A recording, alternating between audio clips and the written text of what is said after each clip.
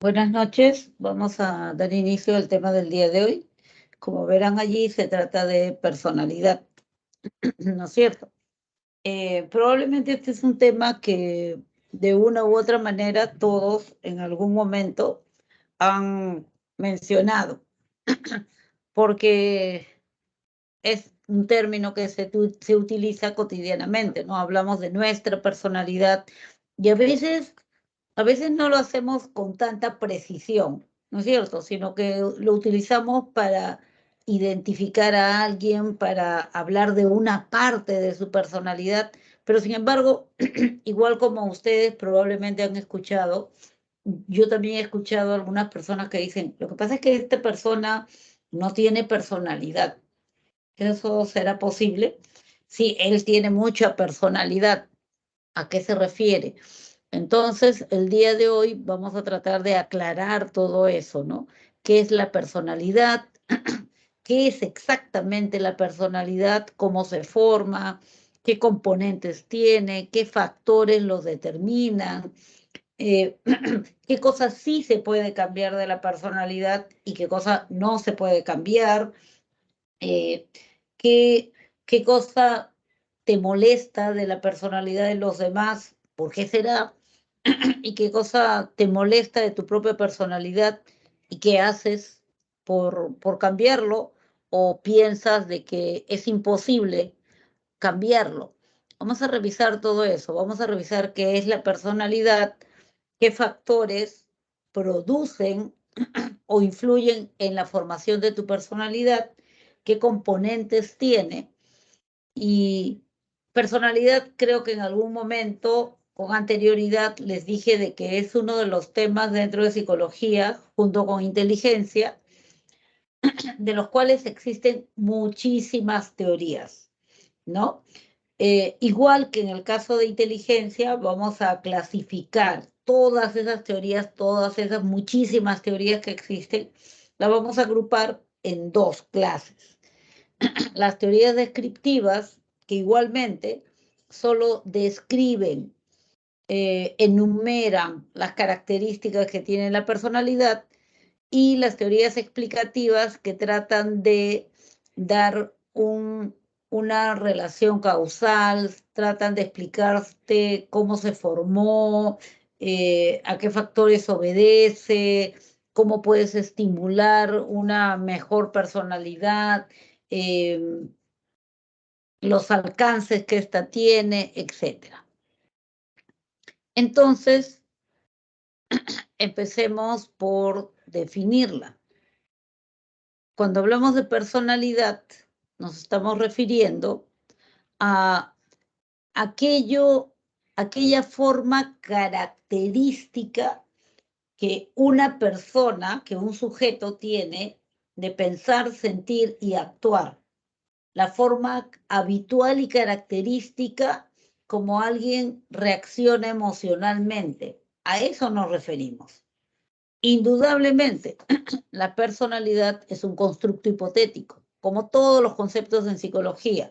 Es una construcción teórica, pero se refiere a eso, a la forma habitual como una persona piensa, siente y actúa. ¿Y por qué mencionamos estos tres procesos? Porque ya vimos que existe una relación entre lo que tú piensas, la emoción que experimentas y la conducta o reacción conductual que tienes. Entonces, como piensas, sientes y actúas, y en ese orden todavía.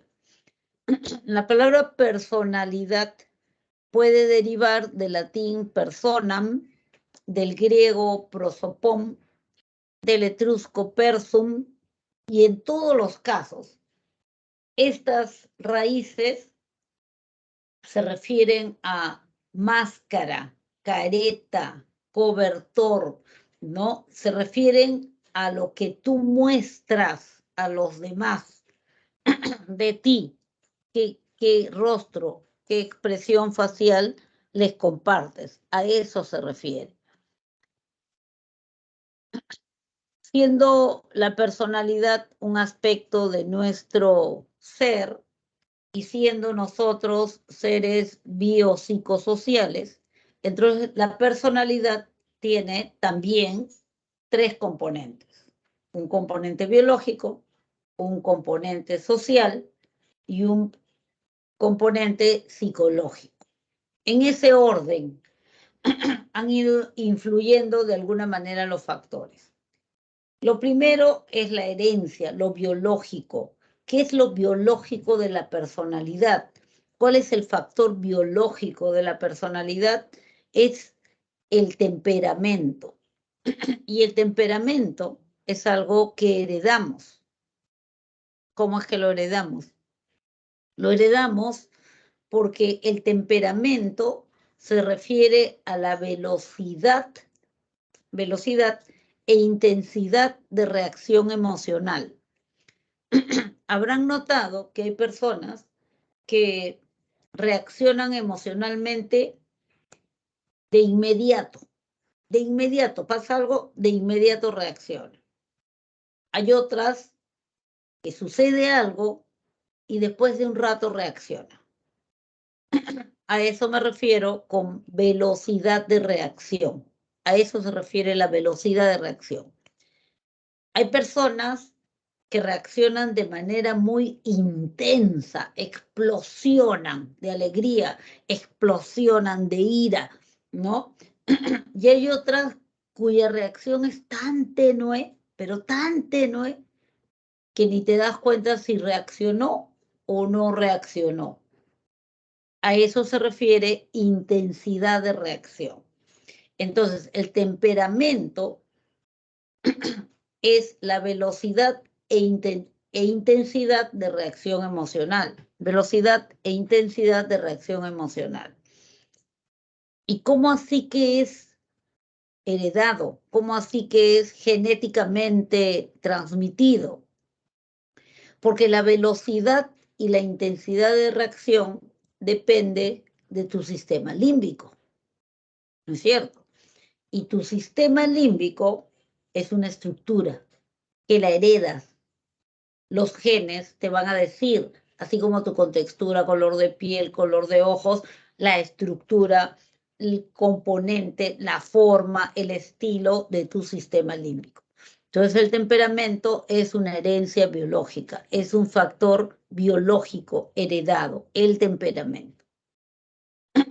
Sin embargo, a lo largo de tu vida y a lo largo del proceso de socialización por el que todos pasamos, se va moldeando tu temperamento. O sea, hay cosas que la sociedad te va a permitir y hay otras que te va a censurar. Hay costumbres y tradiciones que te liberan de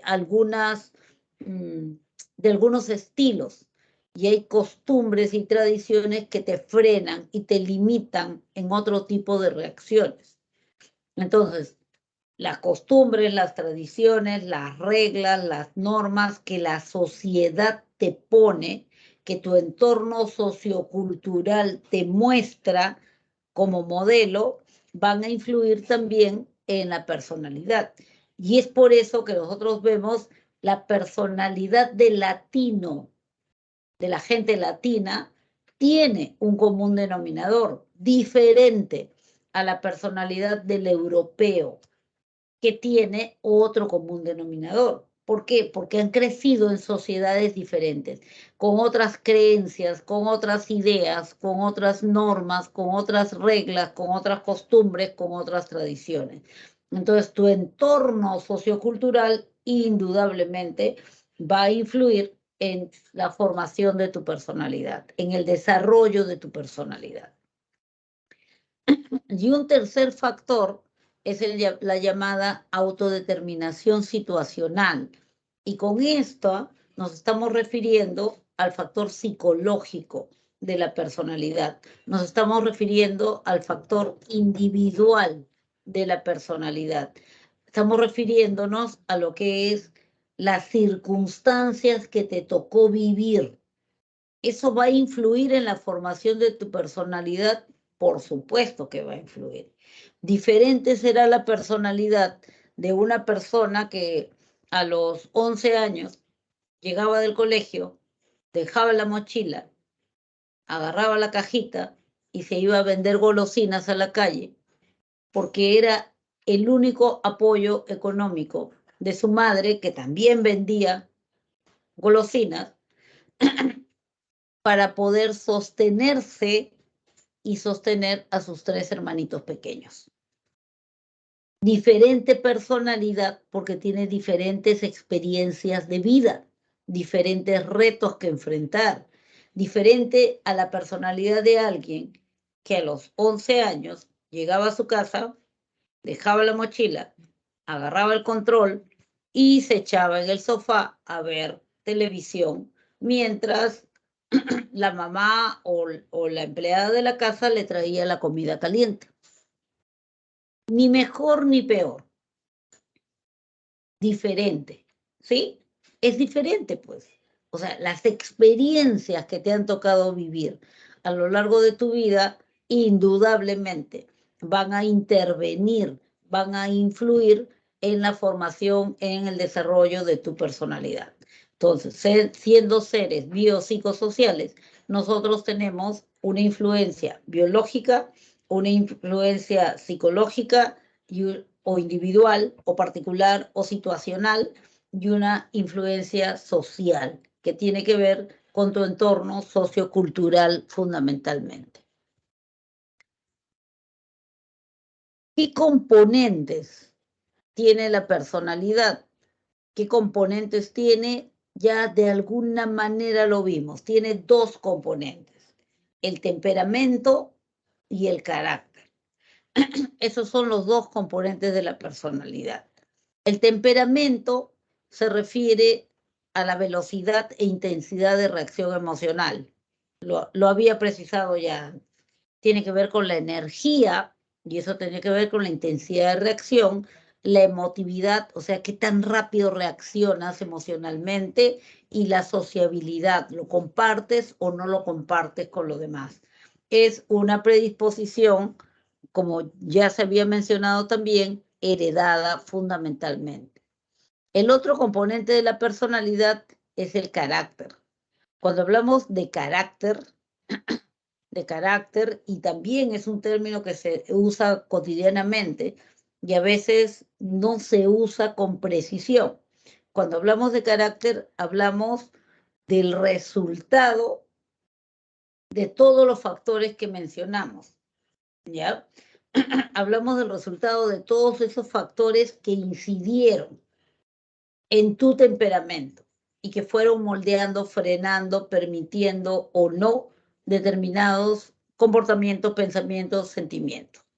Entonces, el carácter es un elemento aprendido, es un componente aprendido, es producto de la socialización. Entonces, el carácter te va a decir, no, no puedes hacer esto. Sí, puedes hacerlo. No, hasta aquí nomás. Te va a dar valores, te va a dar principios. O sea, y la resultante es tu carácter. Normalmente nosotros nos relacionamos con nuestro carácter. O sea, lo que mostramos, lo que tú ves de mí, lo que yo veo de ti, es el carácter. Cómo interactúas con los demás, cómo reaccionas ante una situación determinada, cómo reaccionas ante una agresión o ante un hecho fortuito determinado, cómo reaccionas, eso es tu carácter. ¿Cómo se aprende el carácter? Con mucha disciplina, con mucha perseverancia, con mucho autodominio también. Al ser el carácter, no significa que siempre sea bueno. Al ser el carácter algo aprendido, entonces el carácter es algo modificable también. ¿Tú puedes modificar tu carácter?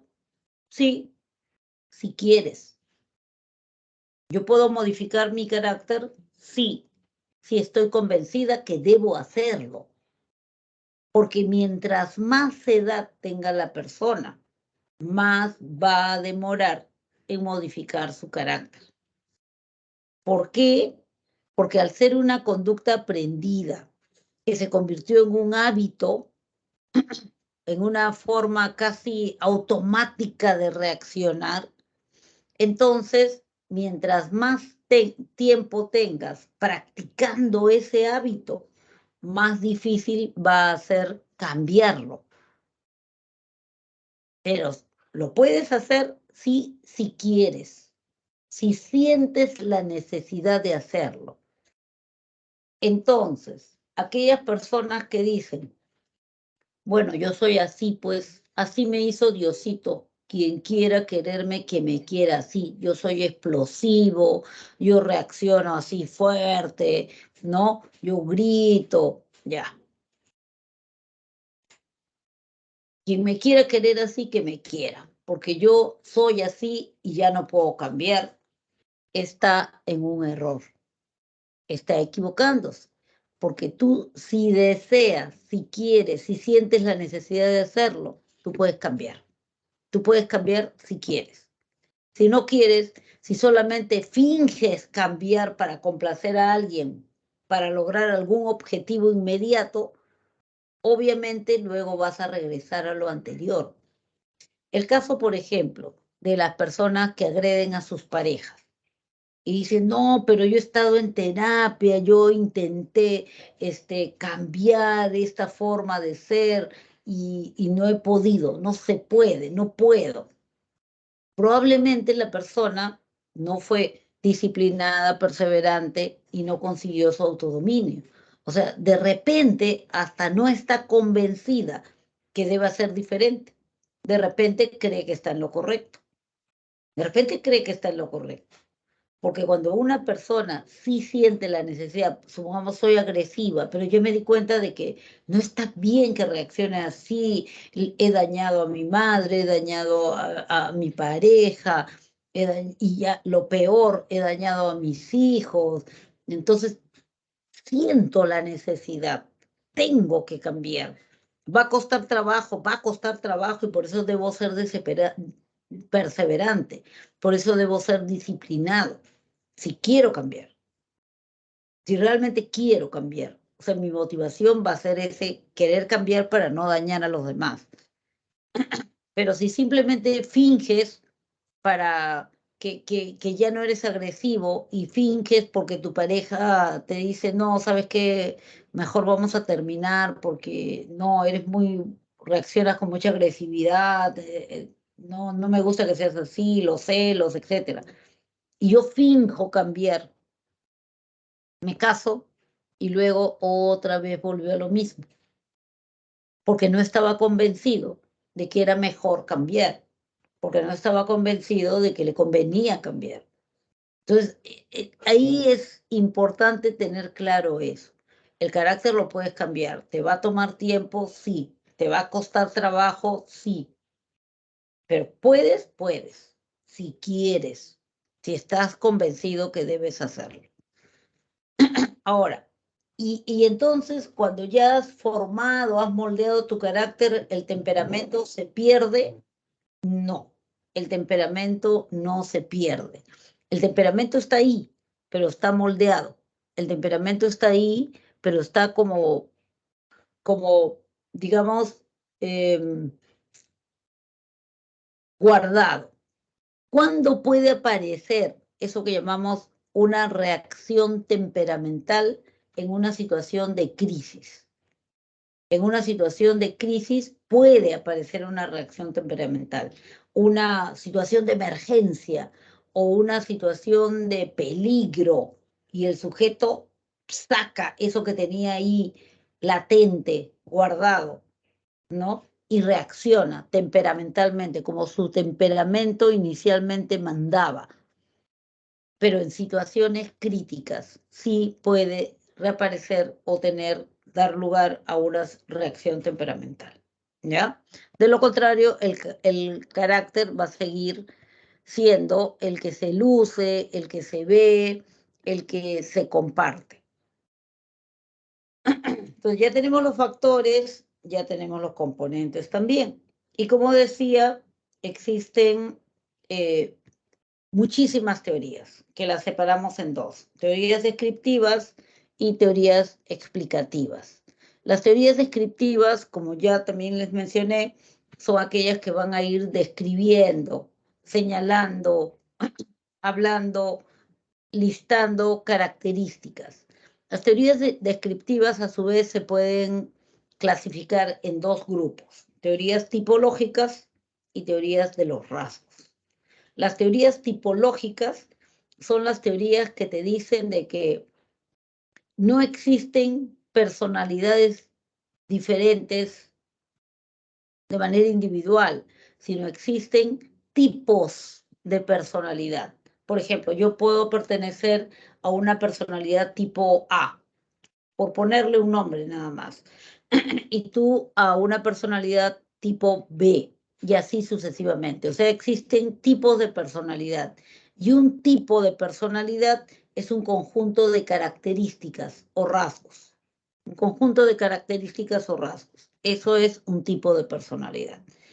En cambio, existen otras teorías que se llaman teorías tipológicas. Las teorías de los rasgos. Las teorías de los rasgos son las teorías que dicen no existen tipos de personalidad, existen personalidades diferentes. Existen personalidades diferentes que se forman por las características que puede tener una persona, características o rasgos. Estas características o rasgos, al juntarse, al sumarse, forman una personalidad determinada, ¿ya? De las teorías de los rasgos, vamos a ver la teoría de Gordon Allport como la teoría representativa. Y de las teorías tipológicas vamos a ver dos tipos de tipologías: las tipologías constitucionales, elaboradas por médicos, y las tipologías psicológicas, elaboradas por psicólogos.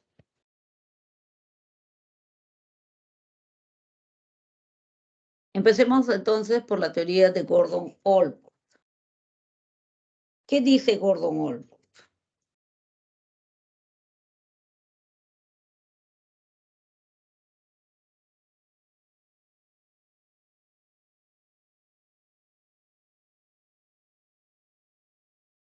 La teoría de los rasgos se llama así porque Gordon Allport lo que te dice es de que la personalidad está formada por rasgos. Los rasgos son herencia, heredamos rasgos. Los rasgos son predictores, son predisposiciones innatas a reaccionar de una manera determinada, ¿no? De manera consistente, de manera consistente. Entonces, él identifica tres tipos de rasgos.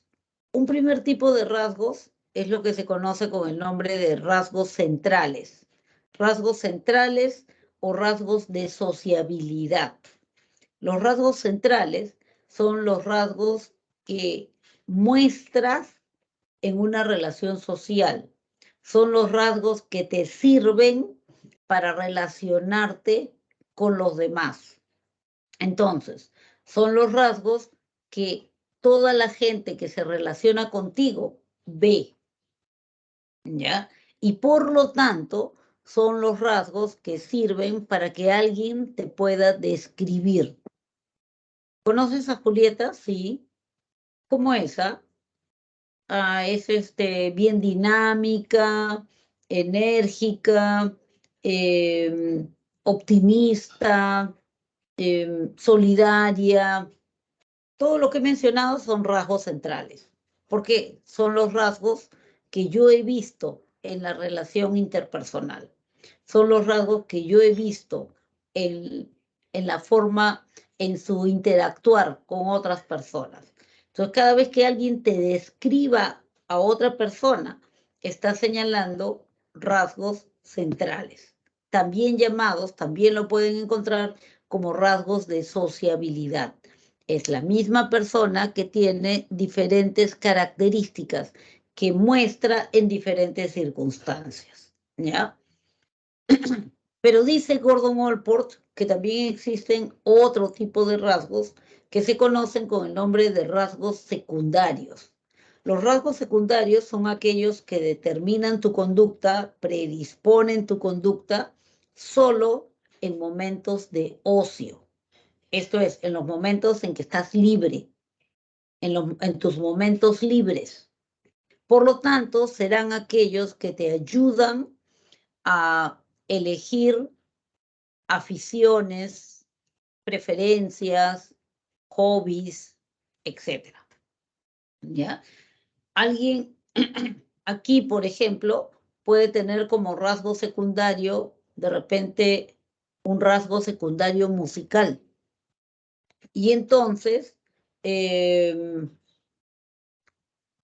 los domingos en la mañana, de repente, ensaya en una banda de rock. Y nadie sabe. ¿Y por qué nadie sabe que tiene esa predisposición, ese interés por lo musical? Porque no compartimos sus ratos de ocio, no compartimos sus ratos libres, solamente compartimos los ratos académicos. Por eso no sabemos. O sea, los rasgos secundarios no se dejan entrever, solo si se circunscribe a los momentos libres, a los momentos de ocio, a los momentos de recreación. Te sirve para elegir por eso las aficiones, las preferencias, tu hobby, etc. Dice también Gordon Allport que existen un tercer tipo de rasgos, pero este tercero no es obligatorio, o sea, no todo el mundo lo tiene, y le llama rasgo cardinal. Es el rasgo que sí va a predisponer a la persona en todos y cada una de sus acciones. Es aquel que se hace presente, se evidencia en todas las acciones. Por eso se le llama rasgo cardinal, porque es un rasgo que subyace a todas tus decisiones, a todas tus acciones y te caracteriza. Dice que estos rasgos cardinales aparecen generalmente en la adultez intermedia. 30, 40 años aparece este rasgo. Y este rasgo que aparece generalmente es uno o dos rasgos, están presentes en todas tus actividades. Conoces a... No es obligatorio, en algunas personas aparece y en la adultez intermedia. ¿Conoces a Pelina? Claro, la conozco. ¿Cómo esa? Bueno, ella es una persona justa, justa cuando parte una torta, justa cuando hace una crítica, justa cuando distribuye trabajo, justa cuando paga, justa siempre. Su rasgo cardinal es la justicia. ¿Ya? Entonces, no es obligatorio que una persona haya desarrollado rasgos cardinales, pero hay personas que sí desarrollan rasgos cardinales en su vida, ¿ya? Y estas personas lo hacen en la adultez intermedia generalmente. Y va a estar presente el rasgo en todas y cada una de sus acciones. Sí vemos en la mayoría de personas rasgos centrales y rasgos secundarios. Los rasgos centrales que están referidos a su relación interpersonal y los rasgos secundarios que están referidos solamente a los ratos de ocio. Y en esos cardinales se supone que hasta que llegamos a la adultez intermedia aparecen. Entonces, por ahora, a nuestra edad, que como jóvenes aún se supone que no deberíamos desarrollarlo, ¿verdad? Claro, generalmente un adolescente todavía muestra rasgos centrales y secundarios. Uno de esos rasgos centrales puede convertirse luego en un rasgo cardinal, uno de esos rasgos centrales. Pero como el adolescente todavía está en la búsqueda de su identidad y la estabilidad emocional ya se asienta y se afirma en la adultez intermedia, ya vamos a decir 30, 40 años, ¿no? Entre adultez joven, adultez intermedia, se asienta, se afirma y ya tienes estabilidad, ahí puede aparecer el rasgo cardinal. O sea, más que aparecer, de repente sería definirse como rasgo cardinal, cuando empieza a mandar, a predisponer en todas las acciones del sujeto. Ahí recién puede decir, es un rasgo cardinal. Ahí sí.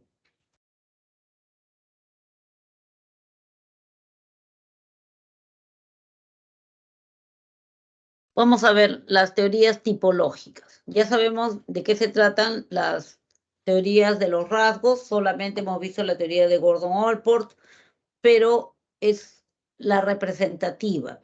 Cuando hablamos de teorías tipológicas, les decía, nos referimos a aquellas teorías que no nos hablan de rasgos ni de características sueltas, nos hablan de tipos de personalidad. Es como si fuera un paquete, ¿ya? Un paquete, así cuando compras un teléfono y te vienen con un paquete de características o de beneficios, ¿no? O ya, un paquete así. Entonces, las teorías tipológicas te dicen, hay tipos de personalidad y cada tipo de personalidad tiene una serie de características. Tú eres del tipo A, tienes estas características. Eres del tipo B, tienes estas características. Y existen dos tipos de tipologías. Las tipologías constitucionales que fueron elaboradas, estas teorías fueron elaboradas por médicos. Por lo tanto, ellos resaltan la importancia y determinación que tiene la base orgánica. Entonces ellos dicen, la personalidad del individuo depende de esta característica del organismo. Depende de esta característica del organismo. O sea, tienen una dependencia orgánica, ¿ya? Puede ser el aspecto físico, como dice ahí, o puede ser el carácter, o puede ser cualquier otra rasgo, característica física, orgánica, mejor, del individuo, ¿ya? Entonces, las tipologías constitucionales fueron elaboradas por médicos y estos decían que los tipos de personalidad se debían a diferentes características del organismo. En cambio, las tipologías psicológicas no, dicen no. Existen tipos de personalidad, eso es verdad, pero los tipos de personalidad dependen de las estructuras mentales. Este sujeto pertenece a este tipo de personalidad porque ha elaborado determinadas estructuras mentales, ¿ya? Estructuras mentales, como estructuras cognitivas, algo así, ¿no? Como esquemas. Vamos a verlo después con detenimiento. Veamos las tipologías constitucionales. La primera que vamos a ver fue elaborada por Galeno y la segunda por Ernst Kretschmer. ¿Qué dice Galeno? Galeno era un médico y trabajó esta teoría en un principio basándose en lo que había trabajado Hipócrates. O sea, son teorías que tienen bastante tiempo de elaboración, ¿no es cierto? Entonces, ¿qué dice? Dice que ya, que todos tenemos en nuestro organismo, tenemos 4 humores o líquidos, 4 humores o líquidos, y cuál sea el líquido o humor predominante, de eso va a depender tu tipo de personalidad. Que estos 4 humores son sangre, linfa, bilis amarilla, bilis negra. Todos tenemos eso. Cuál sea el que predomine en tu organismo va a determinar tu tipo de personalidad. Por ejemplo, si en tu organismo predomina la sangre, tú tienes una personalidad sanguínea. ¿Y cómo es el sujeto de personalidad sanguínea? Bueno, un sujeto de personalidad sanguínea es aguerrido, es un sujeto impulsivo, intrépido, extrovertido, fuerte, ¿no? El que lucha, el que pelea por su causa, ¿no? Es así, osado, atrevido, intrépido, por la sangre, porque tiene mucha sangre. Por eso tiene ese tipo de personalidad. En cambio, si lo que predomina en tu organismo es la bilis amarilla, tú tienes una personalidad que él llama colérica. ¿Cómo es la personalidad colérica? Es irascible. Le haces con la justa, es decir, explosiona en ira, cólera, ¿no? Es muy impulsivo, puede llegar a la violencia. ¿Por qué? Mucha bilis amarilla. En cambio, si lo que predomina en ti es la linfa, también llamada flema, tienes una personalidad flemática. ¿Y cómo es la personalidad flemática? La personalidad flemática es la que tiene esta persona que parecería que es como insensible, que tiene un carácter sereno, parsimonioso, que parece que nada le afecta, nada le afecta. De repente, qué sé yo, le sucedió algo bueno. Felicitaciones, me enteré, te sacaste la lotería. Sí. ¿Y no te alegra? Claro. ¿Estás alegre? Sí. Debería sonreír, aunque sea. No se nota nada. La misma cara, el mismo estado de ánimo. O algo de repente triste, ¿no? Lamento mucho, acabo de enterarme de tu pérdida, lamento mucho, yo conocí a tu hermano, era una persona muy buena. Gracias.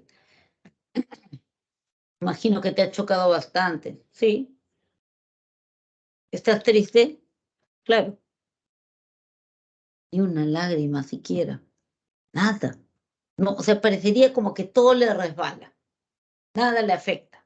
Ni bueno ni malo. ¿Por qué? Mucha linfa o flema. Y de ahí se derivó lo de flemático. En cambio, si lo que predominara en esta persona es la bilis negra, entonces tendría una personalidad melancólica. ¿Y cómo es una personalidad melancólica? El tristón, pesimista, siempre ve el lado malo de las cosas, ¿no? Siempre tiene esas características. ¿Por qué? Mucha bilis negra. Ernst Kretschmer, en cambio, dice, no, no, no, no, no, no es así. Lo que está relacionado con la personalidad del sujeto es la estructura de su cuerpo, ¿ya? La estructura de su cuerpo en general, del tronco en particular. El tronco. Si tiene un tronco alargado, hundido, te impresiona como frágil, entonces tiene una personalidad leptosómica. La personalidad leptosómica obedece a un temperamento que le llama esquizotímico. ¿Y cómo es la personalidad leptosómica? El sujeto de personalidad leptosómica es suspicaz, desconfía de todo el mundo, muy idealista, muy encerrado en sí mismo. Ya. Ese es el leptosómico. Sí, es por su tronco. A ver, un ejemplo típico, un personaje conocido, Don Quijote de la Mancha. Delgado, más largo que ancho, tronco hundido, apariencia frágil. ¿Ya? Luchaba por sus ideales, no confiaba en nadie. En cambio, si el sujeto tiene más bien un tronco ancho, su tronco es ancho, corto, ancho, entonces tiene una personalidad pícnica, porque su temperamento es ciclotímico. ¿Y cómo es una personalidad pícnica? La personalidad pícnica es la que muestra a un sujeto que es extrovertido, bonachón, alegrón, tiene sus crisis de llanto por algo que le pasa, pero le dura 5 minutos y después otra vez está así, todo alegre, conversador, optimista, ¿no? Ayuda. Ya, un ejemplo típico, bueno, ahí tenemos al ñoño, ¿no? Pero otro ejemplo podría ser Santa Claus, el gordito bonachón que le cae bien a todo el mundo. Ah, mira, ve, ¿no? Sí, pícnico, por su tronco, ¿no? Por su tronco. En cambio, si tiene un tronco más bien fornido, un tronco más músculo que grasa, tronco fornido, bien proporcionado. Su personalidad es de tipo atlético. Personalidad atlético, temperamento gliscrotímico. Nombres un poco raritos, pero ya está, ahí está su temperamento. ¿Y cómo es la personalidad atlética? La personalidad atlética es del sujeto que es un poco rígido de pensamiento, las cosas son blanco o negra, bueno o malo, no, los polos, no hay intermedios. Es un sujeto que muy rígido de pensamiento, que lucha por los ideales, ¿no? O sea, por sus principios, por sus valores, pudiendo llegar hasta la violencia en caso de que sea necesario, ¿no? Si no, no. Pero si es necesario, ya bueno, usar la violencia para defender lo que a él le parece que está bien, porque las cosas son buenas o malas. Ejemplo típico, bueno, ahí tenemos al africano, ¿no? Pero otro ejemplo podría ser Superman. Luchaba por la justicia, tenía un tronco bien proporcionado y podía llegar a la violencia en algunos casos, ¿no? Personalidad atlética. Estas teorías que pueden parecer simpáticas, ¿no? Simpáticas, sin embargo, son teorías que ya están en desuso. Nadie que sea, digamos, serio, un profesional serio, te va a decir pues que tienes una personalidad colérica porque tienes mucha bilis amarilla y ya pues piña no puedes hacer nada, ¿no? O que tienes una personalidad flemática porque te sobra linfa. Nadie te va a decir. O sea, ya están descontinuadas estas tipologías. Sin embargo, ¿por qué se siguen revisando? Uno, porque tienen un valor histórico. Dos, porque los términos que se emplearon sirven ahora como rasgos característicos de la personalidad. Todos sabemos que cuando alguien dice que una persona es colérica, se refiere a que es una persona que es muy irascible, que rápidamente se llena de ira. Cuando decimos que una persona es flemática como característica de su personalidad, sabemos que es una persona que no se inmuta fácilmente, ¿no? Entonces, ha quedado la terminología como características, rasgos, no tipos de personalidad. Y en tercer lugar, se utiliza también porque en todos los exámenes de admisión siempre viene alguna pregunta o suele venir, ha venido varias veces, preguntas relacionadas con las tipologías constitucionales. Entonces, mejor es que lo sepan, aunque sea algo que solamente tiene ahora un valor histórico, ¿sí? Algo que sí está vigente son las tipologías psicológicas.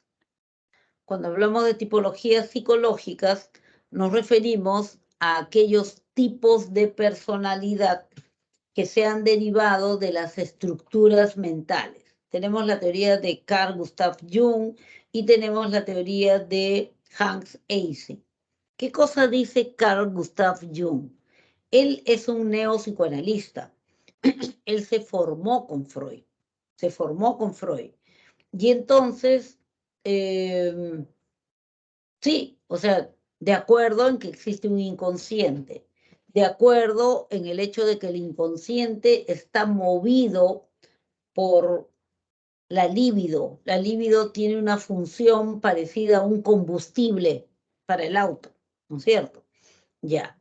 ¿En qué difirieron? Porque en eso estaban de acuerdo.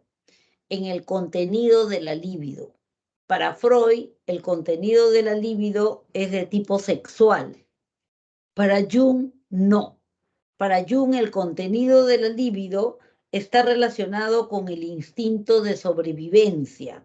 Entonces él dice, el sujeto es movido en su aparato psíquico por el instinto de sobrevivencia y eso implica el adaptarse a diferentes tipos de situaciones en la vida, adaptarse a diferentes contextos. Eso es sobrevivir, eso es relacionarse y ubicarse en un contexto determinado. Entonces, para poder adaptarse, sobrevivir en una sociedad determinada, el sujeto utiliza su energía psíquica. Esta energía psíquica puede utilizarla de dos maneras. Puede vertirla, puede usarla para conocerse mejor él mismo. Y entonces decimos que tiene una personalidad de tipo introvertido. Tiene una personalidad introvertida. O puede ser que su energía psíquica la utilice para conocer, afirmarse y relacionarse mejor con los demás. Entonces tiene una personalidad de tipo extrovertida. Personalidad introvertida, personalidad extrovertida. ¿De acuerdo a qué? De acuerdo hacia dónde vierte su energía psíquica para adaptarse a la vida, al contexto. La vierte sobre sí mismo, dentro de sí mismo, personalidad introvertida. La vierte fuera, entonces personalidad extrovertida. ¿Qué características tiene la personalidad introvertida? El sujeto se analiza, es un sujeto reflexivo, se analiza, se evalúa constantemente, busca corregir aquello que va detectando que no le va bien, busca elaborar planes, proyectos para su mejoría permanente, para el control y gestión emocional. ¿Por qué reaccioné así? ¿Por qué me molesté tanto? ¿Qué pudo haber pasado? Ah, puede ser esto, puede ser aquello. Pero si hubiera sido esto, seguramente también hubiera reaccionado así en esta otra circunstancia y no fue así. Entonces debe ser aquello, porque sí, podría corroborarlo de esta manera. O sea, me analizo mejor. ¿Y qué puedo hacer la próxima vez para no reaccionar así? Bueno, podría entrenarme en esto, en lo otro. O sea, eso es lo que le interesa a una persona que es introvertida. Analizarse, corregirse, mejorar. En cambio, una personalidad extrovertida le interesa más la relación interpersonal. Entonces será el sujeto que toma en cuenta, se da cuenta de los cambios que se van produciendo en su entorno, en los detalles que van cambiando. Se va dando cuenta de eso, ¿no? Entonces, viste a fulanito, algo le debe estar pasando. No, no creo. ¿Por qué te parece eso? Él siempre ha sido callado. Sí, pero siempre se siente en la primera fila. Ahora está penúltimo. Siempre participa, aunque sea una vez en la clase. Ahora no ha participado. O sea, está atento a los detalles, a los cambios que se van dando. Por lo tanto, su fortaleza, su fuerte, es la relación con los demás. ¿Ya? Valga la oportunidad para hacer aquí una aclaración. Es diferente hablar de una persona introvertida que hablar de una persona tímida. No es lo mismo. Una persona introvertida invierte su tiempo en sí mismo, vierte toda su energía en eso, en conocerse, manejarse mejor, controlarse mejor, dar lo mejor de sí.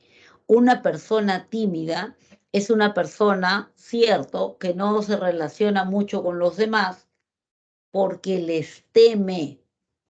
Una persona tímida se relaciona más consigo misma, no con los demás, porque tiene miedo de ser agredido por los demás. ¿Ya? a una persona introvertida, es cierto, no se relaciona mucho con los demás, pero no porque les tenga miedo, no les tiene miedo, porque no tiene tiempo para hacerlo, porque le ocupa más tiempo conocerse y vincularse consigo mismo. Por eso se relaciona menos con los demás. Ahora, si hacemos una comparación entre un introvertido y un extrovertido, es cierto también que el extrovertido tiene mayor fortaleza, mayor relación interpersonal que el introvertido. Que el introvertido puede ser sorprendido o engañado en una relación interpersonal. ¿Por qué? Porque no conoce cómo es la dinámica de la relación interpersonal, porque no se dedica a eso. En cambio, el extrovertido nadie le va a engañar, porque ese es su fuerte. Conoce bien la dinámica que se da en la relación interpersonal. ¿Ya? Eso es cierto. Pero a un introvertido tú le puedes pedir que exponga su trabajo, que presente su propuesta y lo va a hacer sin ningún problema. Una persona tímida no. Una persona tímida teme ser agredida. Es diferente. ¿Que puede haber un introvertido que a la vez sea tímido? Puede ser, pero no es automático, no es un sinónimo, de ninguna manera es un sinónimo. Y eso creo que es importante que ustedes lo sepan, ¿no? Porque en el lenguaje cotidiano la gente suele confundir, suele tomarlo como si fuera sinónimo, y eso es un error. La otra tipología que vamos a revisar es la tipología de Hans Eysen. Hans Eysen es un psicólogo factorialista y él tiene su prueba en la cual mide 3 dimensiones. En primer lugar, 2 dimensiones que se intersecan. Entonces él dice, la personalidad puede ser de diferentes tipos. Eso depende de cuáles son las áreas en las que coinciden, cuáles son las dimensiones de coincidencia. Entonces, para eso, él utiliza este diagrama, ¿no? Este diagrama donde él va a hacer que se intercepten, que se intersequen inclusive 2 dimensiones, la sociabilidad y el neuroticismo. Él dice que la dimensión sociabilidad se puede medir utilizando la tipología de Jung, ¿no? De Carl Gustav Jung, la que acabamos de ver. Porque dice que introvertido, extrovertido es una dimensión, un continuo, que todos estamos en algún punto entre la introversión y la extroversión. Todos estamos en algún lugar, en algún punto estamos. Somos más o menos introvertidos, más o menos extrovertidos. En algún lugar estamos. Vamos a suponer que una persona, al medir su ubicación, al ubicarse en este continuo introvertido-extrovertido, bueno, pues dice, yo estoy acá. Yo soy extrovertido, sí, no tanto, estoy casi en una tendencia central. Este continuo introversión-extroversión, llamado dimensión sociabilidad, por Eysen, lo interseca con la dimensión neuroticismo. La dimensión neuroticismo lo que va a medir es la estabilidad o inestabilidad emocional. Y entonces dice, todos también estamos en un continuo entre la estabilidad y la inestabilidad emocional. En algún puntito estamos. Somos más o menos inestables. Somos más o menos estables emocionalmente. Vamos a suponer que yo estoy acá. Vamos a suponer que estoy acá. Ya, sí, tiendo a ser inestable, pero estoy casi en el punto central. Ya, vamos a suponer que estoy ahí. Mi tipo de personalidad dependería del punto de coincidencia de estos dos puntajes. Entonces yo digo, punto de coincidencia, a ver dónde van a coincidir. Ya está, aquí. Este es el punto de coincidencia. Entonces mi personalidad es extrovertida, inestable, con todas estas características que están acá. Si mi punto de coincidencia hubiera sido en este cuadrante, entonces mi personalidad sería extrovertida, estable, con todas estas características. Si mi punto de coincidencia hubiera sido introvertida, estable, ¿no? Mi personalidad fuera así porque estuviera mi punto de coincidencia en este cuadrante, yo tendría todas estas características. Pero si el punto de coincidencia hubiera sido en este cuadrante, yo tendría una personalidad introvertida e inestable con todas estas características. ¿Ya? Entonces, ya está. 4 tipos de personalidad. Luego, Eysen agrega una tercera dimensión de evaluación, que es la dimensión que llamó psicoticismo. La dimensión psicoticismo está dada por 2 diagonales. 2 diagonales que atraviesan los 4 cuadrantes, marcando puntajes, separando los puntajes extremos. Entonces vamos a suponer que acá sea 0. 0, 1, 2, 3, 4, 5. Vamos a suponer que desde el 5 hasta el 90 es normal. Vamos a suponer, solamente es una suposición. Y del 90 al 100 es anormal. O sea, los extremos son anormales. Y la parte media es normal. Igual mi flecha y yo digo, ya, hasta acá igualito. Del 0 al 5 o al 10 es anormal. Este es anormal. Anormal. Y del 90 al 100 también es anormal. Y todo lo central es normal. Entonces, ¿qué puedo hacer yo? Yo lo que puedo hacer es unir estos puntajes que me marcan la parte normal. Entonces, los uno, ay chispas.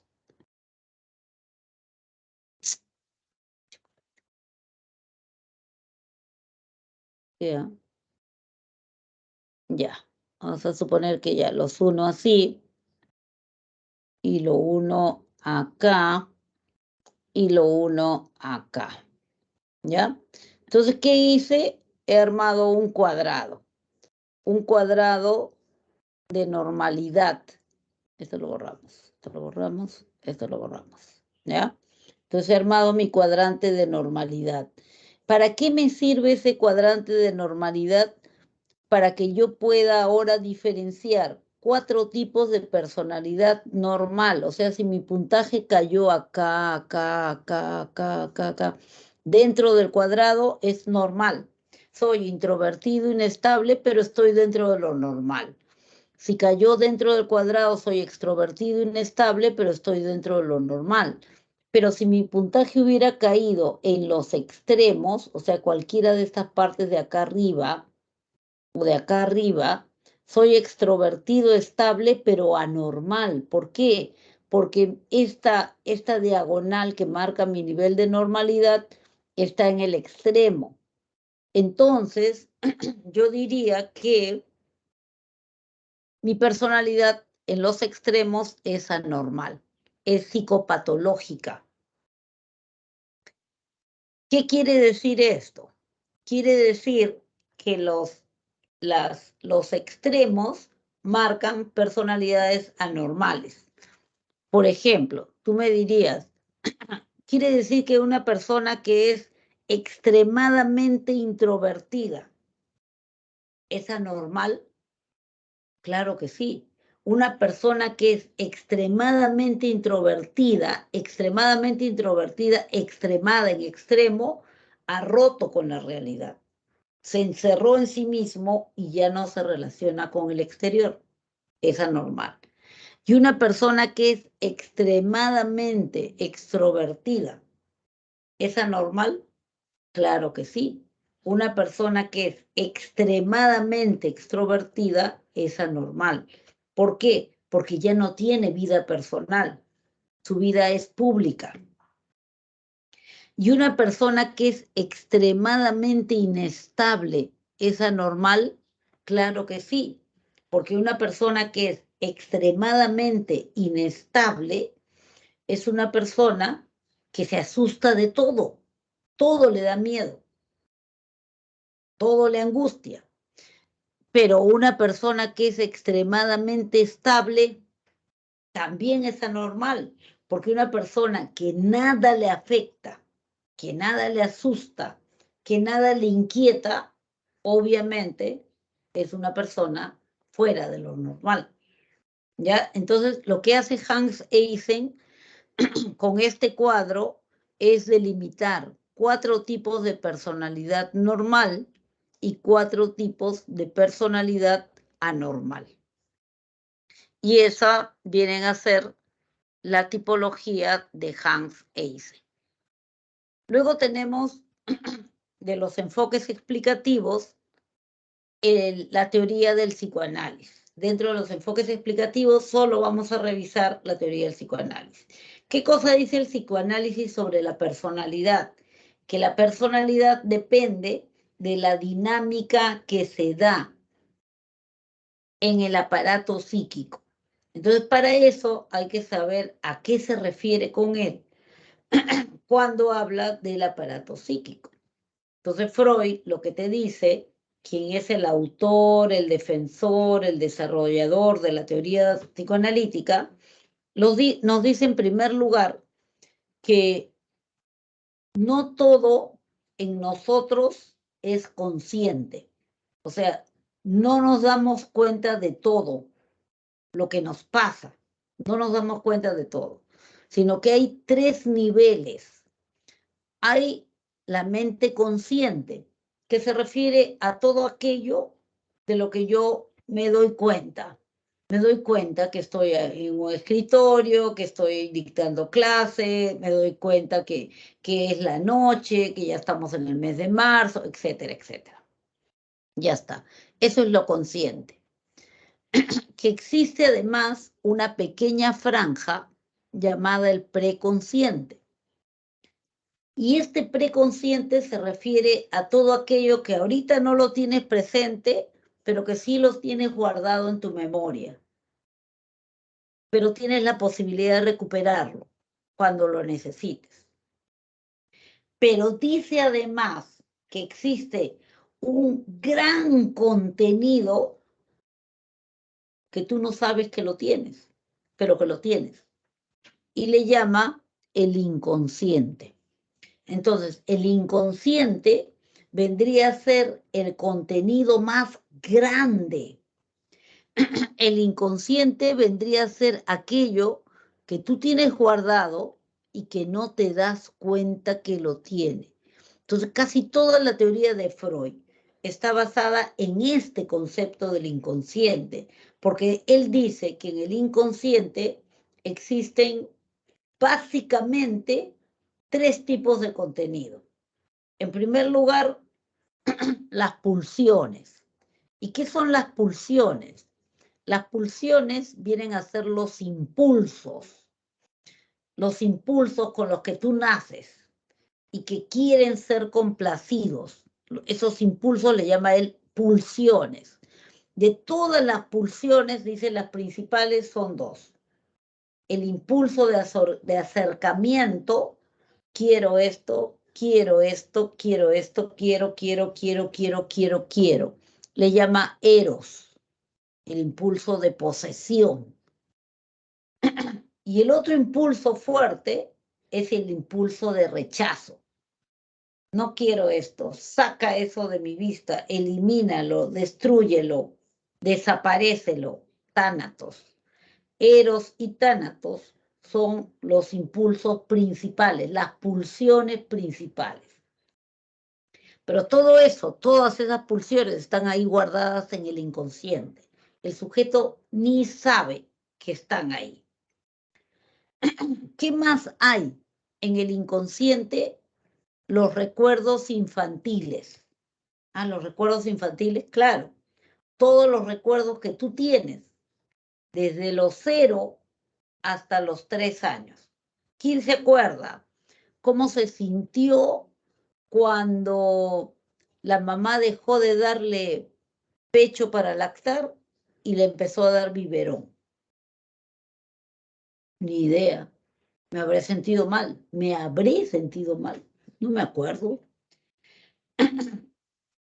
¿Quién se acuerda cómo se sintió la primera vez que se cayó cuando empezó a caminar? Ni idea. O sea, de 0 a 3 años, generalmente, no digo todos, siempre no, generalmente no tenemos recuerdo. O sea, eso como que está ahí guardadito. No nos acordamos, pero Freud dice, pero ahí están guardados los recuerdos, en el inconsciente.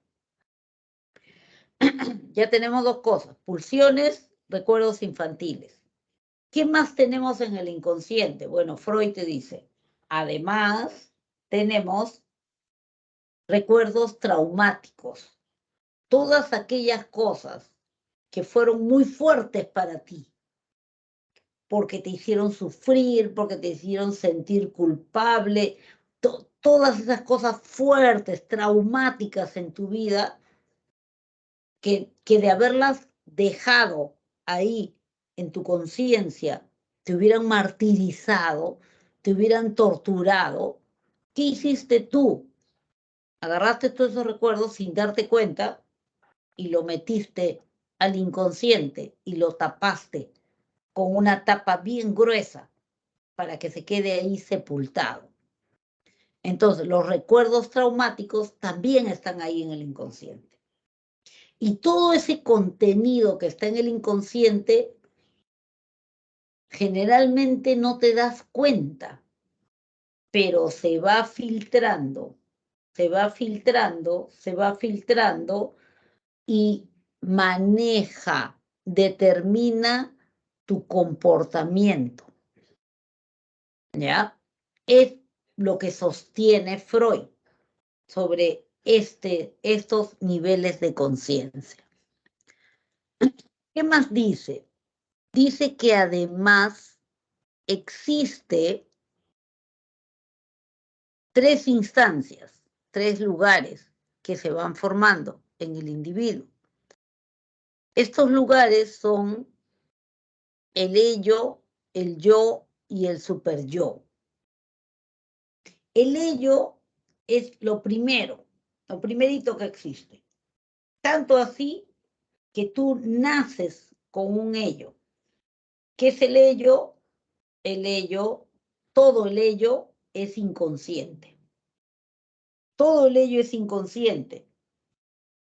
Allí están las pulsiones, pues. Allí están las pulsiones. Allí están las pulsiones.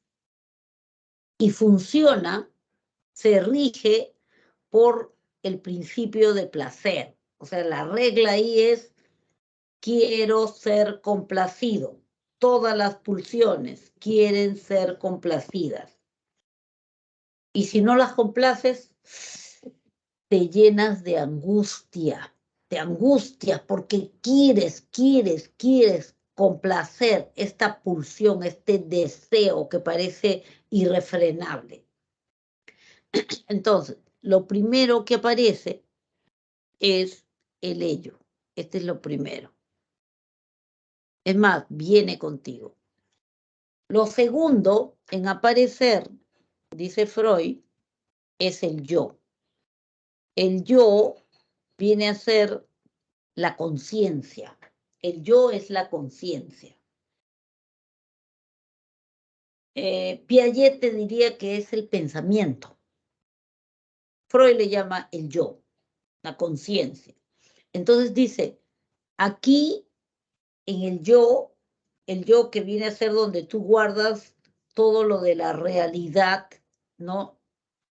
Funciona el principio de realidad, ¿no? O sea, tú estás consciente, porque casi todo es consciente, solamente hay acá un pedacito que es inconsciente, un pedacito que no sabes que ahí está, pero ahí está. Todo el resto es consciente, o sea, tú puedes acceder a su contenido, tú sabes qué cosa tienes ahí guardado.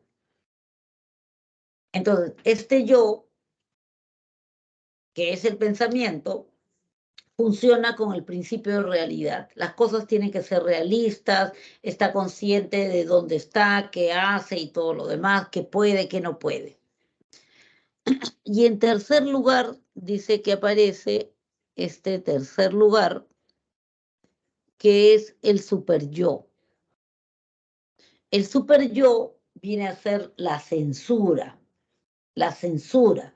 Esto es, allí se encuentran almacenados todos los deberías y no deberías que te han dicho a lo largo de tu vida. Deberías sentarte mejor. No deberías estar usando el celular mientras escuchas la clase. Deberías contestarle mejor a tu papá. No deberías hablarle de esa manera a tu madre. Deberías, no deberías. Todos los deberías y no deberías están acá almacenados en el super yo. Aquí rige el principio de culpa. Quiere decir que si tú haces algo que no deberías hacer, te vas a sentir culpable. Y si no haces lo que deberías hacer, te vas a sentir culpable. ¿Ya? También se le conoce como la censura, la moral. ¿Por qué? Porque te dice pues lo que está bien, lo que está mal, lo que deberías hacer, lo que no deberías hacer. Entonces, una vez que ya el niño va creciendo, el yo pasa a cumplir una función parecida a la de un árbitro. Tiene que mantener calmados al ello y al superyo. ¿Para qué? Para evitar angustias, para evitar culpa. Pero el ello le exige complacer cosas y a veces su realidad no le permite. Quiere comer, pero está en la iglesia, pues, ¿cómo va a comer? Espérate, pues, faltan 10 minutos, acaba la misa y afuera puedes comer. O sea, tiene que tratar de calmar al ello, postergar sus complacencias. Y tiene que tratar también de mantener tranquilo al superyo, pero es que no debería hacer eso. Sí, pero es que no lo está haciendo tan fuerte, o sea, es que no lo está haciendo de esa manera como no debería, lo está haciendo de esta otra manera, o sea, tiene que buscar la forma de mantener calmados, es como un árbitro. Generalmente dice que el yo logra hacerlo bien, lo hace bien, pero hay algunas ocasiones en que no lo puede hacer, no puede, o sea, es uno o el otro, están ahí, no puede. Entonces, sin darse cuenta, echa mano de esta partecita inconsciente, ¿ya? Sin darse cuenta, usa estos recursos inconscientes que se llaman mecanismos de defensa. Los mecanismos de defensa son recursos, herramientas inconscientes que tiene el individuo y que las utiliza para poder frenar la demanda del ello o del superyo. Entonces, para tratar de calmarlos, recurre a estos trucos, a estos truquitos, a estos engaños, si quiere. Dice Freud que, bueno, utilizar mecanismos de defensa de vez en cuando no tiene nada de malo. No tiene nada de malo. Está bien, es parte de la sanidad mental. Lo utilizas para no angustiarte, lo utilizas para no sentirte culpable. Está bien que lo hagas de vez en cuando. Pero si una persona se acostumbra a siempre estar engañándose a través de un mecanismo de defensa, puede convertirse en una patología, en una enfermedad, en un trastorno emocional o en un trastorno de personalidad. Entonces, vamos a ver cuáles son estos mecanismos de defensa. Hay más mecanismos de defensa, pero bueno, vamos a revisar y a entender estos que están allí mencionados.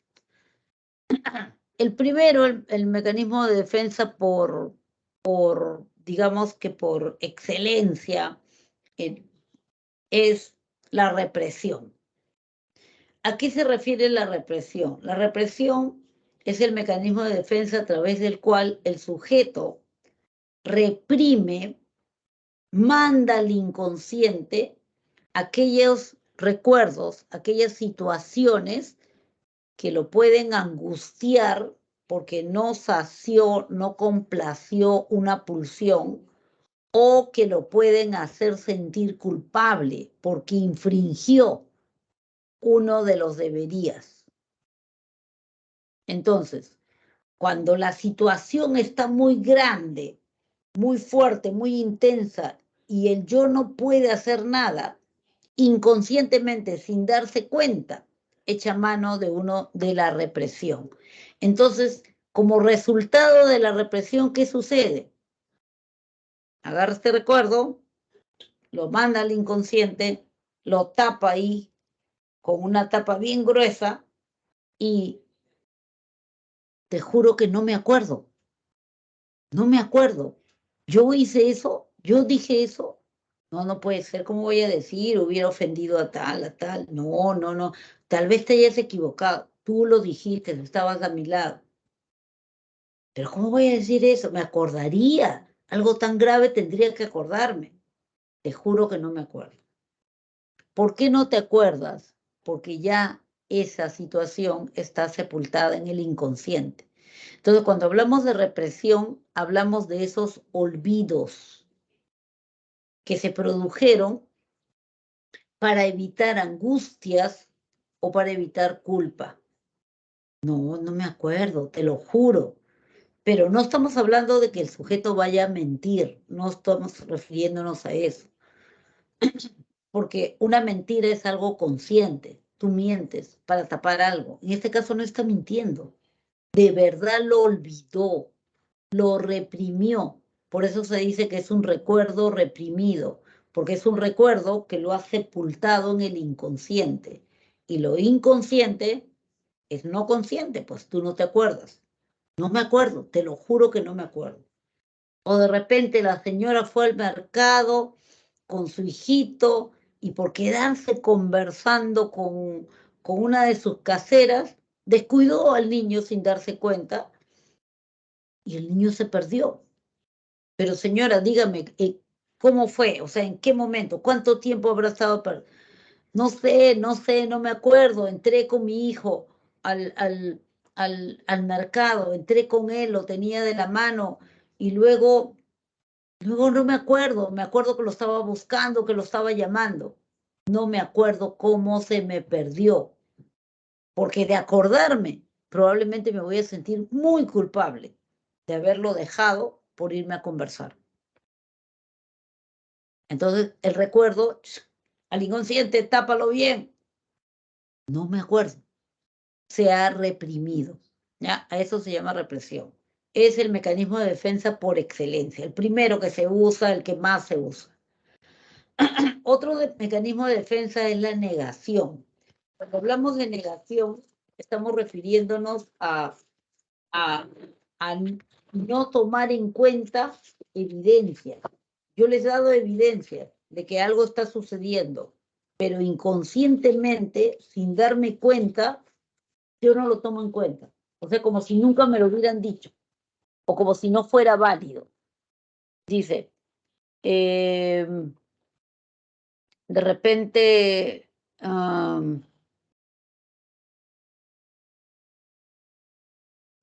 el médico le dice, ¿sabe qué? Usted está haciendo un cuadro de cáncer al pulmón. Y esto indudablemente tiene que ver con su hábito de fumar. Usted sigue fumando y eso va a seguir dañándose, lo va a seguir dañando. Entonces llega a su casa y muy apenado, ¿no? Y la familia le pregunta, ¿y qué te ha dicho el médico? Que es cáncer al pulmón. Ay, caramba, ¿y qué puedes hacer? No sé, va a seguir haciendo pruebas, va a intentar varios tratamientos y te habrá restringido varias cosas. No, pues, el cigarro, pues claro, seguramente te ha prohibido el cigarro. No, en realidad no me ha mencionado nada del cigarro, no me ha dicho nada del cigarro. Solamente me ha dicho que vamos a empezar a hacer quimioterapia, que vamos a empezar a hacer esto, lo otro. No, pero el cigarro, yo he leído que el cigarro tiene mucho que ver con eso. No, pero el médico no me mencionaba el cigarro, o sea, lo niega, pero no de manera consciente, de manera inconsciente. No quiere aceptar que él se ha provocado eso por fumar en exceso, ¿no es cierto? No lo acepta. O de repente la señora que ya le informaron que todos los que estaban en tal lugar han fallecido después de una explosión que ha habido. Pero la señora dice, no, pero yo no, todos los cadáveres están calcinados y yo no he visto el cuerpo de mi hijo. Y si escapó y si él está vivo o no, pero no había forma de escapar, todos han fallecido. Claro, no hay el cuerpo porque todos se han calcinado. No, pero él siempre ha sido un chico muy listo, siempre ha sido muy intrépido, es probable que él haya escapado. Es negación, está negando una evidencia, no acepta, eso es negación, sin darse cuenta. Hablamos de racionalización cuando el sujeto lo que hace es llenar de razones algo para evitar un dolor.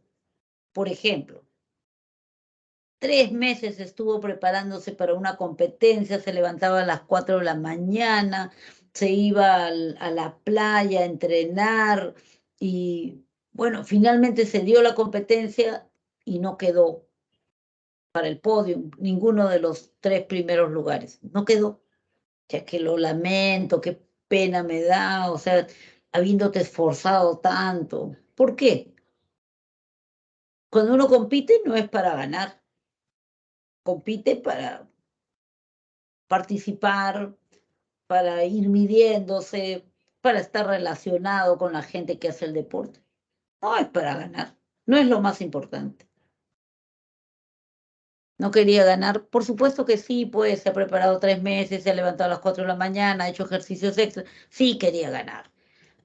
Le debe estar doliendo mucho, claro, pues no satisfizo su pulsión de quiero ganar, ¿no? Pero para evitar ese dolor, él se justifica dando razones. Lo más importante no es ganar, es haber participado. Eso es racionalización. O la enamorada lo dejó y él estaba bien enamorado y todo el mundo había visto que estaba bien enamorado. Pero él dice,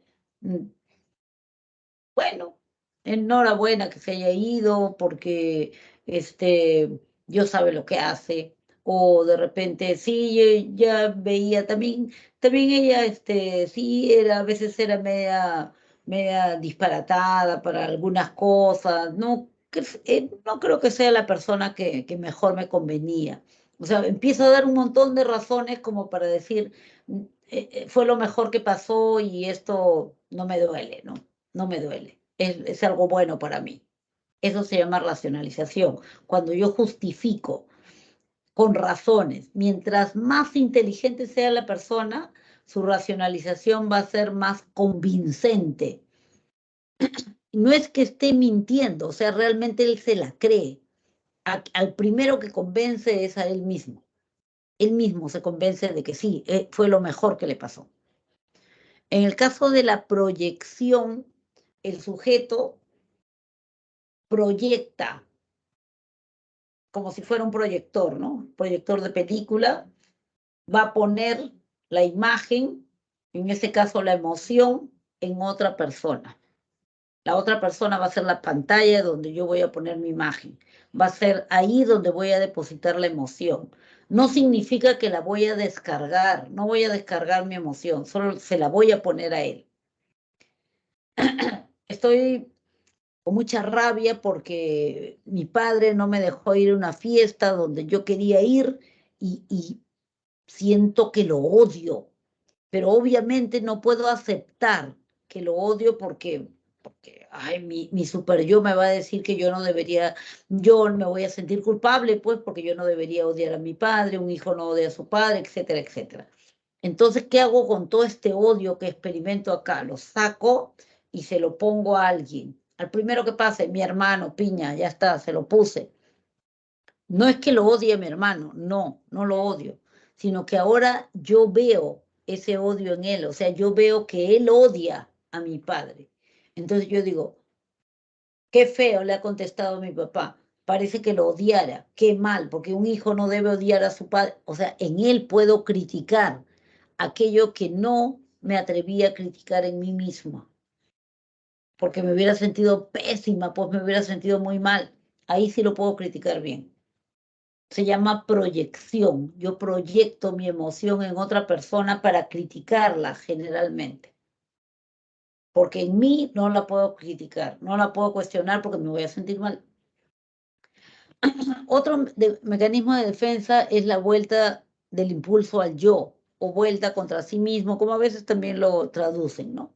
La vuelta del impulso al yo se refiere al hecho de que la persona agarra esa emoción y la regresa contra sí misma. No la proyecta, no la descarga en nadie, sino que se la regresa ella misma.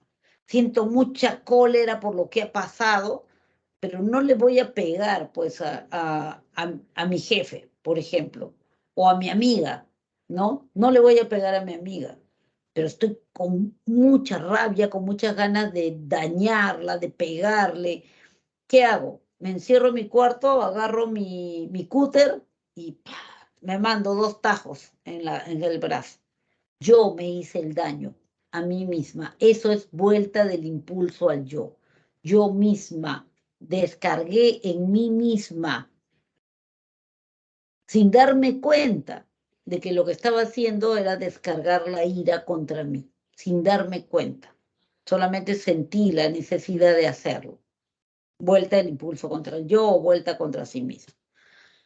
Otro mecanismo de defensa es la formación reactiva. En la formación reactiva, el sujeto lo que hace es mostrar la emoción contraria a la que está experimentando, pero lo hace sin darse cuenta. Siento tanto odio hacia mi padre por lo que ha hecho, que para tapar ese odio, ahora lo que hago es mostrarle lo contrario, o sea, mucho amor, un exceso de amor, un amor exagerado. Papito, no te muevas, te voy a traer tus pantuflas, sí, yo te voy a lustrar los zapatos, no te preocupes, te voy a lavar los pies, te los remojo. O sea, ya es excesivo. ¿Por qué? Porque estoy tapando con eso la emoción contraria, ¿ya? A eso se le llama formación reactiva. En la regresión, lo que hace el sujeto es más o menos lo que por ahí se infiere. Regresar a etapas anteriores de mi vida para poder exhibir un comportamiento antiguo que sí era bueno para mí. El ejemplo típico es el niñito que, bueno, vamos a suponer que tiene ya 7 años y que, bueno, era el niño más mimado porque era el primer nieto, el primer sobrino, el primer hombrecito después de muchas mujercitas que habían nacido. Entonces, era el rey de la creación. Acaba de nacer su hermanito, varón, para hacerle más competencia. Entonces el chiquito empieza a succionarse el dedo, mojar la cama, tenerle miedo a la oscuridad, quiere dormir con la luz prendida. Entonces me pregunto, ¿Quién succiona todo porque no tiene dientes? Un bebé. ¿Quién moja la cama porque no sabe controlar los esfínteres? Un bebé. ¿Quién le tiene miedo a todo porque no conoce nada? Un bebé. Se está comportando como un bebé. Ha regresionado. ¿Ya? Es como si estuviera diciendo, miren, soy bebé de nuevo, quiéranme pues, ¿no? Eso se llama regresión. ¿En un adulto se puede producir? Sí, se puede producir en un adulto, no hay duda.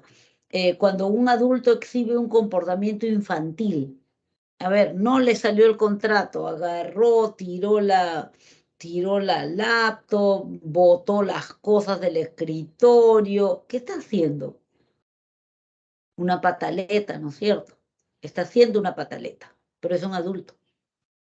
Tal vez, las pataletas le funcionaban cuando era chico para obtener lo que quería. Entonces ahora, como no obtuvo lo que quería, hace la pataleta como engañándose a sí mismo de que, bueno, luego de mi pataleta las cosas se van a arreglar. Es una regresión. En el desplazamiento, el sujeto sí descarga la emoción, pero no en quien la provocó, sino en otra persona que podría estar más justificado. Por ejemplo, a ver, el jefe lo grita a esta persona, la grita, injustamente, todavía la grita delante de todo el mundo. Como es contratado, se queda calladito, pues porque, y si no me contratan otra vez, mejor no digo nada. Pero me quedé con toda mi rabia, mi gana de gritarle. Se va a su casa. En su casa, llega a su casa, sin darse cuenta, busca un pretexto para descargar la cólera. La esposa le sirve la comida. Tallarines, otra vez tallarines, toda la vida tallarines, desde que nos hemos casado nos tienes a punto de tallarines, qué cosa tienes todo el día y no puedes aprender a cocinar otra cosa. ¿Descargó su cólera? Sí, descargó su cólera. ¿En quién se la provocó? No, en otra persona, aparentemente de manera justificada. La mujer que hace 2 años no trabaja, se queda calladita, ¿no? Pero está con rabia, pues está con ganas de gritarle. Mejor que me vaya a tomar un poco de aire. Se va a la sala y lo ve el hijo que está viendo televisión. ¿Tú qué estás viendo televisión? 2 cursos jalados y viendo televisión. Váyase a su cuarto a estudiar. ¿Descargó su cólera? Sí, descargó su cólera, pero no en quien la había provocado. Eso es desplazamiento. Probablemente han sido testigos presenciales o directa o indirectamente de este desplazamiento. Es muy común. Y un último mecanismo de defensa es la sublimación. Cuando se habla de sublimación, se habla de redireccionar la descarga del estímulo. ¿Por qué se redirecciona? Se le cambia de dirección. Porque de descargarlo como le gustaría, como debería, como el impulso le manda, sería censurado. Entonces, para evitar esa censura, mejor la descargo por otro lado. Ejemplo, mejor la descargo en una actividad que nadie me censure, que nadie me vaya a censurar. Ejemplo, a ver, esta persona es muy libidinosa, tiene mucho deseo sexual, muy enamoradizo, pero no puede ir pues cortejando a todo el mundo por la calle, a la secretaria, a la compañera de trabajo, a todo el mundo. Obviamente todo el mundo lo va a censurar. Entonces, ¿qué hace? Se dedica a escribir novelas eróticas y así descarga su impulso de una manera más aceptable. Eso se llama sublimación del estímulo. O tengo mucha rabia acumulada y me meto a un curso de box o de taibo. Eso es sublimación de estímulos. ¿Ya? Algo que debe quedar bien claro y que no deberían olvidarse nunca es que los mecanismos de defensa siempre son inconscientes. El sujeto no se da cuenta que está utilizando un mecanismo de defensa. Tú se lo puedes señalar, sí. Alguien se lo puede decir. ¿Qué te pasa? ¿Qué estás haciendo? ¿Una pataleta? ¿Crees que eso va a funcionar para que se retome el negocio? Lo siento, me descontrolé. Ya está. Tomó conciencia, se cuadró bien. ¿Te puedes dar cuenta? Sí, pues no.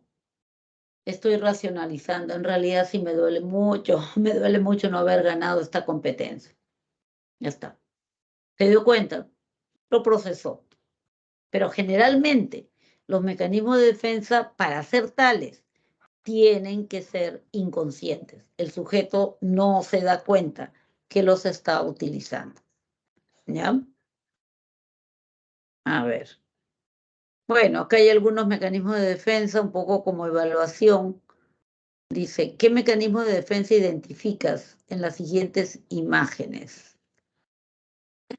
¿Has olvidado cómo te gritó y te levantó la mano para golpearte? Le dice la amiga. Bueno, tampoco gritó tanto. Y la mano la levantó, pero para apagar el horno. ¿Qué mecanismo de defensa ustedes podrían identificar allí? En esa primera. Ah, rápido, Franco. Dice racionalización, correcto, es racionalización. Aquí es racionalización. En la segunda me dice Franco sublimación. Sí, la descarga del impulso agresivo es sublimación. Correcto, bien, muy bien. Vamos a ver los ítems que les han dejado. Dice, Ricardo, en una reunión con padre de familia, describe el comportamiento de sus alumnas. Él dice, María es una niña muy responsable, tolerante, solidaria. Rosa, yo la observo activa, locuaz, vehemente. Identifique los componentes de la personalidad señalados en las reseñas de las conductas de María y de Rosa. Primero, tener claro cuáles son los componentes de la personalidad. Temperamento, carácter. Ya está. ¿Cuáles son los que a los que ha hecho alusión? María es una niña responsable, tolerante, solidaria. ¿De qué habló ahí? ¿Del temperamento, del carácter? ¿O del rasgo? ¿O de los humores? ¿De qué habló? Dice, tal vez la de, a ver, es responsable, tolerante, solidaria. Y Rosa es activa, locuaz, vehemente. Ya está. Cuando dice responsable, observo, tolerante, he observado, solidaria, he Características, observado. ¿Estamos hablando de qué? de características le están nombrando, o sea, carácter, Carácter, perfecto. Estamos hablando de carácter. Y cuando dice que la otra chiquita es activa, locuaz, vehemente, temperamento. temperamento. La respuesta correcta efectivamente es la letra D, como dice su compañero que activó su audio, como dice Franco que estaba dudando, como dice Fernando y como dice Abdiel. Correcto. Vamos a la siguiente. A ver, la siguiente pregunta dice, la personalidad constituye una entidad única y estable, incluso ante diversas circunstancias específicas. Única y estable incluso ante diversas circunstancias. Por ejemplo, un sujeto responde a provocaciones de una manera pacífica, aun cuando esté de mal humor. En cambio, otros suelen ser belicosos, pese a hallarse de buen ánimo. Considerando los componentes de la personalidad, a partir del enunciado anterior, identifique una afirmación válida. Entonces, vamos a ver. Considerando esto de la personalidad, ¿no es cierto? El carácter se puede educar, mas no un temperamento irritable y belicoso. ¿Eso será verdadero o falso? B. El control y la disciplina sobre el mal humor grafican el concepto de carácter. C. El autocontrol del mal humor constituye un rasgo de temperamento. D. La actitud belicosa en un sujeto con buen ánimo ilustra su carácter. E. El temperamento y el carácter en los sujetos son estables e inmodificables. Considerando los componentes de la personalidad, componentes, temperamento, carácter. A partir del enunciado anterior, identifique una afirmación válida. A ver, por ahí más o menos que hay DD y BB. A ver, el carácter se puede educar, más no el temperamento. Ya, no, ese es falso. El control y la disciplina sobre el mal humor grafican el concepto de carácter. Eso es verdadero. Eso es verdadero, ¿no es cierto? El control y la disciplina sobre el mal humor, que vendría a ser lo temperamental, el mal humor, todavía dice, grafica el concepto de carácter, es verdadero.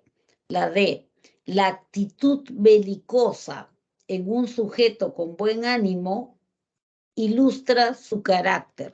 Si está hablando de una actitud belicosa en un sujeto con buen ánimo, dice, ilustra su carácter. Al hablar de actitud, ya dejó, por un lado, de hablar del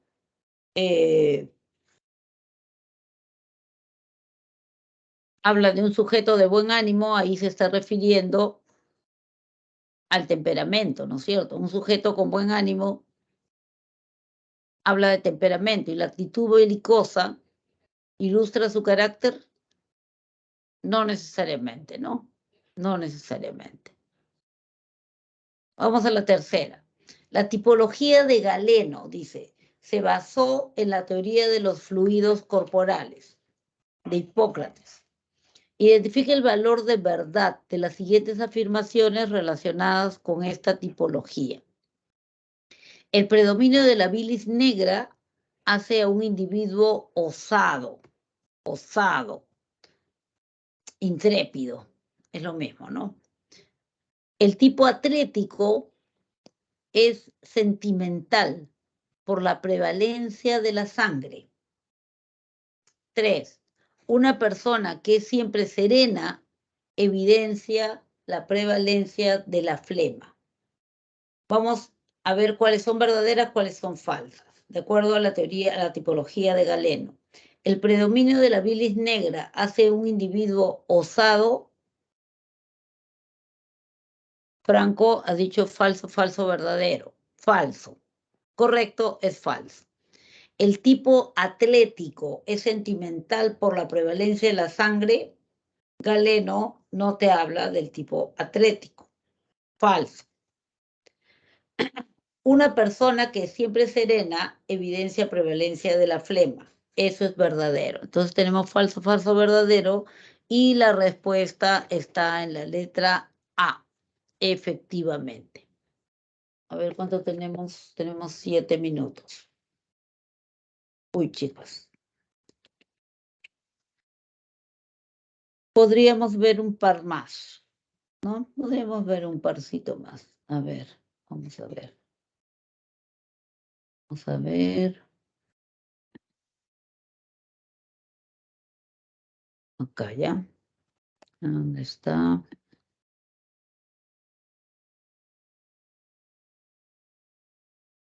La sangre, la persona que siempre es serena, sí, eso está bien. 4.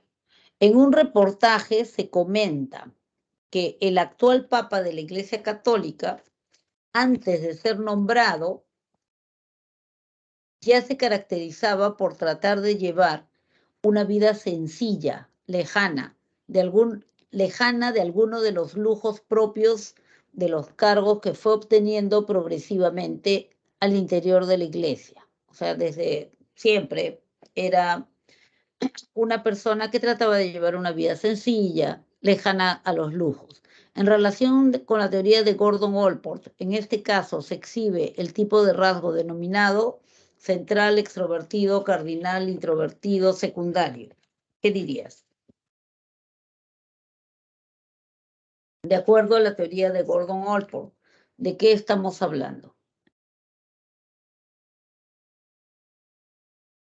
A ver, dice la 4A con duda. Central siempre ha sido una persona que lleva una vida sencilla, que no le gustan los lujos. Siempre, antes de ser papa, siendo cardenal, siendo obispo, siendo, ¿no es cierto? Entonces estamos hablando de un rasgo de tipo cardinal, básicamente cardinal, ¿ya? Porque es el rasgo prevalente. Los rasgos cardinales son aquellos que tienden a ser dominantes y abarcan la personalidad del sujeto, como en el caso descrito. Vamos a ver la número 5. Existen diferentes enfoques teóricos que abordan el estudio de la personalidad. En relación con las tipologías psicológicas, señale lo correcto. La actividad mental es relevante en la conformación de la personalidad. ¿Verdadero o no? Existen aspectos fisonómicos que favorecen a la extroversión. Fisonómicos. El temperamento es incompatible con la evaluación psicométrica. ¿Cuál elegirían ahí como la respuesta o las respuestas correctas? ¿La actividad mental es relevante en la conformación de la personalidad? ¿Sí o no? La actividad mental, la estructura mental es relevante en la conformación en el estudio de la personalidad. ¿Qué dice? A ver, acá dice, dice que es verdadero. Existen aspectos fisonómicos de la fisonomía que favorecen a la extroversión. No, ¿no es cierto? Nada que ver con lo fisonómico en las teorías, las tipologías psicológicas. Falso. El temperamento es incompatible con la evaluación psicométrica. Tampoco tiene nada que ver. Entonces la respuesta correcta dice Jimena que es la E, solo la 1. Y efectivamente la respuesta correcta es solamente la E. Y vamos a la última que vamos a ver, creo. Las tipologías constitutivas consideraban, entre otros aspectos, que la complexión física determinaba la personalidad. Ya, esa era la teoría de Kretschmer, ¿no? De acuerdo con la tipología de Kretschmer, identifique el valor de verdad de las siguientes proposiciones. El tipo atlético se caracteriza por ser agresivo. Siguiente. El temperamento esquizotímico es propio del pícnico. 3. La desinhibición social es propia del tipo leptosómico. Aquí probablemente los nombrecitos les van a confundir, pero dice que es verdadero, falso, falso, dice Franco.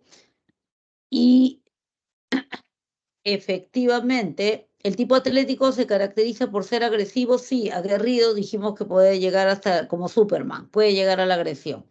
El temperamento esquizotímico es propio del tipo pícnico, no, eso es falso. Es propio del tipo leptosómico. La desinhibición social es propia del tipo leptosómico, no, ya dijimos que más bien el leptosómico es ensimismado, desconfía de todo el mundo, no es desinhibido socialmente, entonces la respuesta correcta es verdadero, falso, falso, y está en la letra C. Creo que lo dejamos ahí y vamos a la clave respuestas, que está en el PPT. Ya está. Ahí tienen la clave respuestas. ya saben que usen su clave de respuestas, aunque hayamos desarrollado 7 preguntas, usen su clave de respuestas para cuando hayan vuelto a desarrollar toda la práctica sin mirar absolutamente nada de copias, nada de apuntes, nada de celular, nada de nada. Entonces corrigen y se dan cuenta en qué están bien, qué cosa no está tan bien, qué cosa les faltó fijar, qué cosa no apuntaron en su resumen y qué cosa tenían que añadir o corregir. Bien, eso sería todo de mi parte. Gracias por estar ahí. Felicitaciones por estarlo. Realmente me parece excelente la idea de seguir luchando hasta el final, hasta el último día, hasta la última clase, tratando de aprovechar, asimilar y seguir subiendo mi nivel para conseguir el logro de mis metas. Felicitaciones por eso y ya nos vemos la próxima semana. Chao, que les vaya bien. Hasta luego, nos vemos. Chao, chao, cuídense.